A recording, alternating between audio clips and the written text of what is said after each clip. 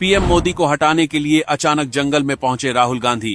पूरे देश में वायरल हो गया वीडियो। पीएम मोदी को पद से हटाने की साजिश अब खुलकर सामने आ चुकी है और इस बार खेल खेला जा रहा है। मौसम और गर्मी के नाम पर देश को गुमराह करने का एक खतरनाक एजेंडा तेजी से फैलाया जा रहा है और इस एजेंडे का चेहरा बनकर सामने आए हैं राहुल गांधी, जो अचानक से जंगलों में पहुंचकर कैमरे के सामने बयान दे रहे हैं और दावा कर रहे हैं कि विकास की वजह से देश में गर्मी बढ़ रही है। लेकिन असली कहानी इससे कहीं ज्यादा गहरी और खतरनाक है।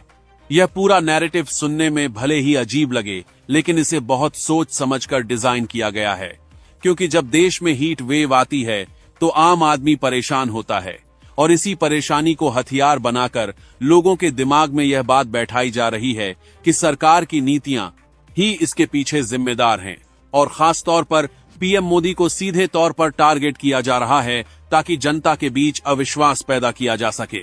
अब सवाल उठता है कि आखिर अचानक यह मुद्दा क्यों उठाया गया और इसके पीछे कौन सी ताकतें काम कर रही हैं? तो जवाब सीधा है, भारत का तेजी से बढ़ता प्रभाव और उसकी रणनीतिक ताकत दुनिया के कई देशों को खटक रही है और यही वजह है कि अब भारत के खिलाफ सीधे युद्ध नहीं बल्कि नैरेटिव वॉर छेड़ा गया है, जिसमें सोशल मीडिया और राजनीतिक बयानबाजी को हथियार बनाया जा रहा है। इस पूरे मामले का सबसे बड़ा केंद्र है ग्रेट निकोबार आइलैंड और वहां चल रहा ग्रेट निकोबार प्रोजेक्ट, जिसे भारत का समुद्री भविष्य कहा जा रहा है। यही वजह है कि इस प्रोजेक्ट को रोकने के लिए हर तरह की चाल चली जा रही है और अब नया हथियार बनाया गया है, पर्यावरण और ग्लोबल वार्मिंग का मुद्दा, जिसमें यह दिखाने की कोशिश की जा रही है कि पेड़ काटे जा रहे हैं और इसी वजह से देश में गर्मी बढ़ रही है। जबकि सच्चाई यह है कि क्लाइमेट चेंज एक ग्लोबल फैक्टर है जिसका असर पूरी दुनिया पर पड़ रहा है।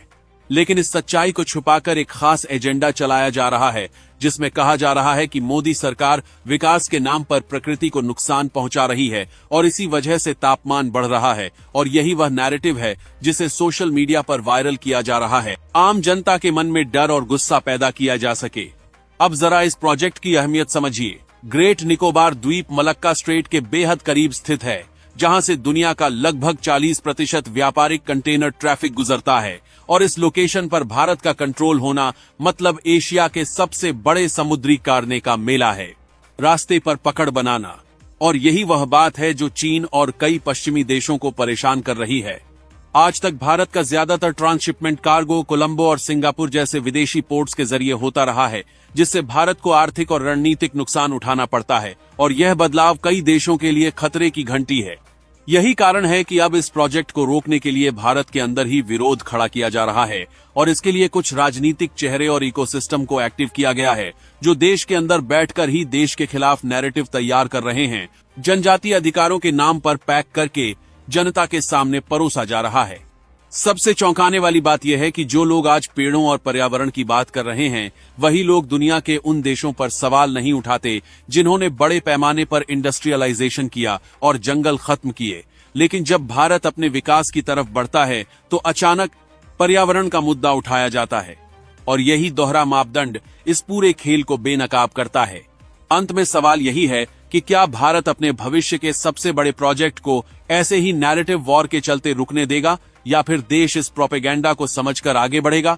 क्योंकि यह सिर्फ गर्मी या पेड़ों का मुद्दा नहीं है, यह भारत की रणनीतिक ताकत और भविष्य की लड़ाई है और इस लड़ाई में सच को पहचानना सबसे जरूरी है। दोस्तों, आप इस वीडियो को शेयर करें और विरोधी पार्टियों के इस प्रोपेगेंडा को फैलने से जरूर रोकिएगा।